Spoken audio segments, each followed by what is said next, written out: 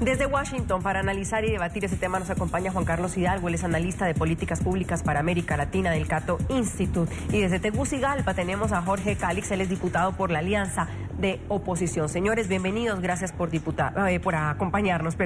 Señor Calix, diputado, ¿cuál es la situación en estos momentos, tanto en las calles como en el tema político? ¿Cómo vive Honduras y sus ciudadanos esta situación muchos dirían, de incertidumbre? Bienvenido. Buenas. Disculpe, no se corta. Yo lo escucho. ¿Hola? Bien. ¿Me escucha bien? Perfecto, ya ahora sí la escucha perfecto. Un placer saludarles. Gracias por la oportunidad de estar con ustedes a través de las facilidades que nos permite la tecnología.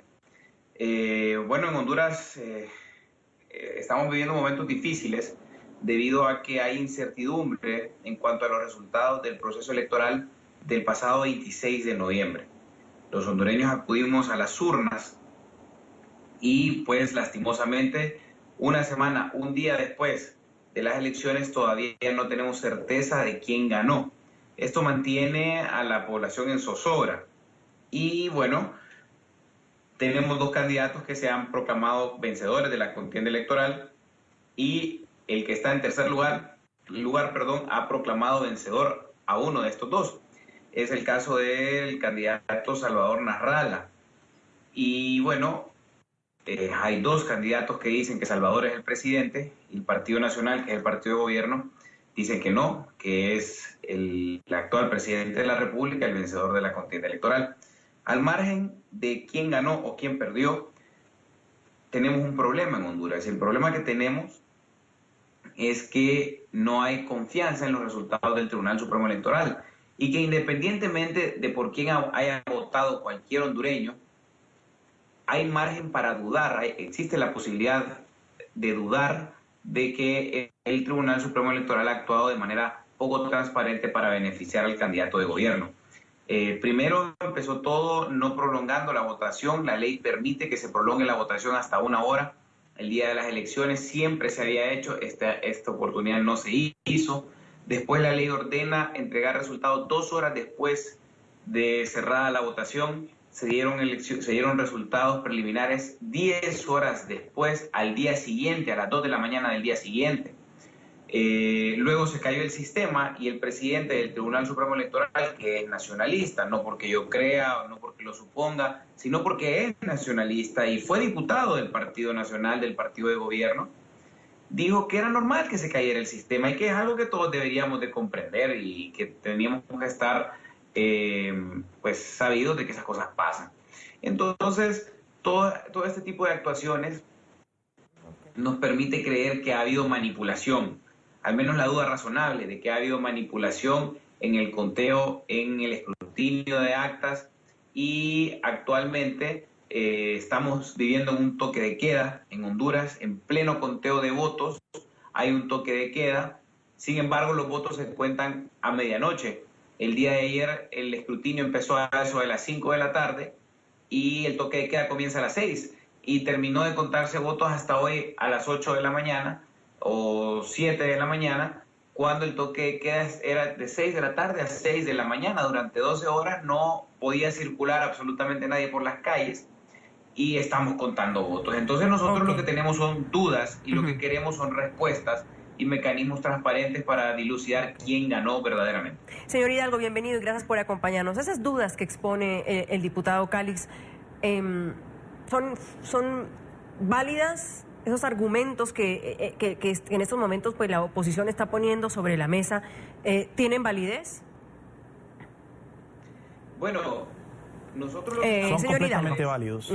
Creo que ha sido un proceso sumamente anómalo el que hemos visto a partir del domingo, a partir del cierre de las urnas, el hecho de que se esperara hasta la madrugada para dar un primer corte, que mostró hasta la 1 de la mañana, mostró que el candidato Nasralla iba arriba a 5 puntos porcentuales, y luego se da este bloqueo, este apagonazo en la información, que duró un par de días hasta el martes, que empezó a nuevamente a transmitirse datos de una manera errática. En este intervalo vimos que el presidente Juan Orlando Hernández salió a declararse ganador a pesar de que el primer corte lo ponía 5 puntos porcentuales por debajo del candidato Nasrallah. Y empieza este relato, esta narrativa por parte de los nacionalistas a decir que los votos que habían sido contados hasta ese primer corte eran votos de las zonas urbanas y que los votos de las zonas rurales eran ellos los que tenían la ventaja y que por lo tanto ese 5% se iba a revertir. Curiosamente, en el momento en que empiezan a publicarse de nuevo datos el martes en la tarde, vemos que efectivamente esa tendencia se empieza a revertir de manera inmediata, lo cual genera muchísimas suspicacias. Así que yo comparto estas dudas que ha generado el proceso, y lo único que se le puede pedir en este momento a las autoridades electorales hondureñas es que hagan públicas todas las actas que estén en su haber y que permitan que tanto la Alianza como los observadores internacionales y los demás partidos en Honduras tengan acceso a estas actas, las tabulen con sus propios datos y entonces tengamos sí una garantía de que el resultado es un resultado limpio y que estas actas no han sido adulteradas. Ahora bien, también es importante que en este momento, en el transcurso de estos días, que los líderes de la Alianza, empezando por Salvador Nasrallah, pero también el expresidente Mel Zelaya, acaben con el instigamiento a la violencia en el que han incurrido en los últimos días.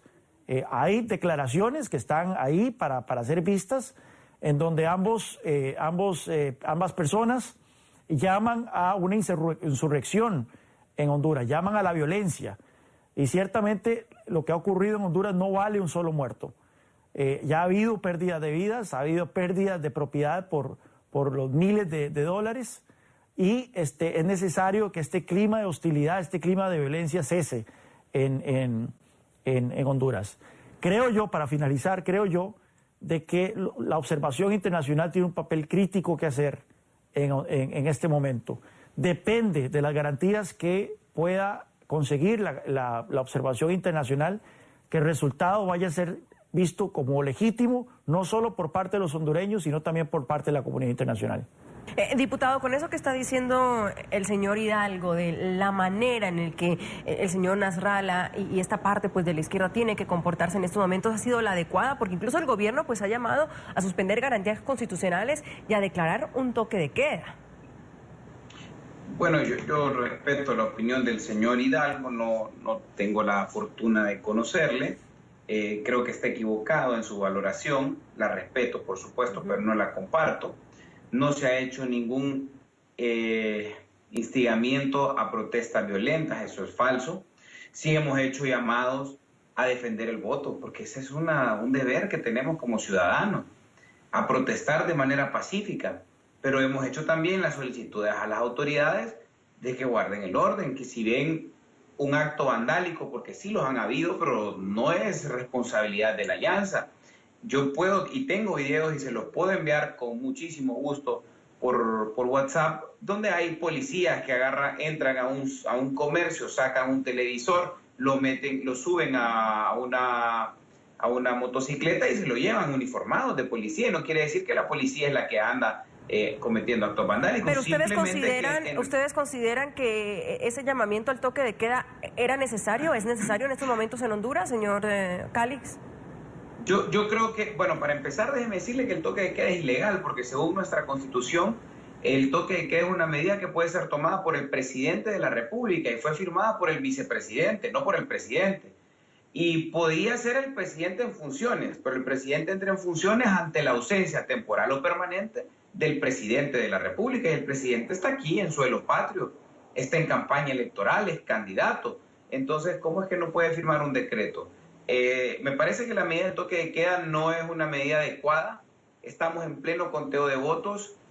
No es correcto que estemos viviendo en estas zozobras. Si el gobierno quiere acabar con cualquier tipo de manifestación, nosotros solo apoyamos y motivamos a nuestros simpatizantes y militantes a realizar protestas pacíficas, a que se mantengan de manera enérgica protestando, pero pacíficamente. Ahora, si queremos acabar con las protestas, cuales quieran que sean, pacíficas, violentas, cualquiera, lo que tenemos que hacer es contar los votos, es dilucidar qué pasó con esas 5.179 actas que fueron introducidas cuando se cayó el sistema. Porque estoy seguro que a ustedes ya les llegó el video, la grabación del presidente del Tribunal Supremo Electoral, el nacionalista, David Andrés Matamoros Batson, diciendo, sí, se cayó el sistema, pero a ver, eso es normal, ahí dejen eso, olvídense de eso. Esas son las palabras del presidente del Tribunal Supremo Electoral, que son las que incendian a la sociedad. Claro. Porque ahora, en todo caso, quiero que revisemos cómo han sido las manifestaciones convocadas por el candidato opositor Salvador Nasralla contra el presunto fraude, que han originado enfrentamientos entre quienes se oponen a los resultados e incluso las fuerzas de seguridad, porque nos reportan que los medios locales, el saldo de estas jornadas de protestas han dejado al menos 7 muertos, más de 20 heridos y cerca de 500 detenidos, y además se han presentado una serie de denuncias por actos de delincuencia. Ante este panorama, el Ejecutivo, como lo decíamos, decretó el toque de queda de 10 días en el país y advirtió las consecuencias para quienes incumplan con la norma. El decreto ejecutivo ordena detener a toda persona encontrada fuera del horario de circulación establecido por la autoridad o que de alguna manera sea sospechoso de causar daños a las personas o sus bienes. Lo que es importante, Juan Carlos, es poner un poco en contexto cómo se llega a esta reelección y cómo se encuentra Honduras, un país polarizado, porque no simplemente es por estas elecciones. El señor Orlando Hernández se reelige, entiendo, en una tercera victoria consecutiva, si no me equivoco, en medio de una polémica porque la Constitución justamente prohíbe la reelección presidencial. La misma historia de todos nuestros países, Juan Carlos, o de algunos. Sí, bueno, eso es importantísimo. No podemos analizar la situación actual de Honduras sin analizar un poco el contexto de los últimos 6, 7 años.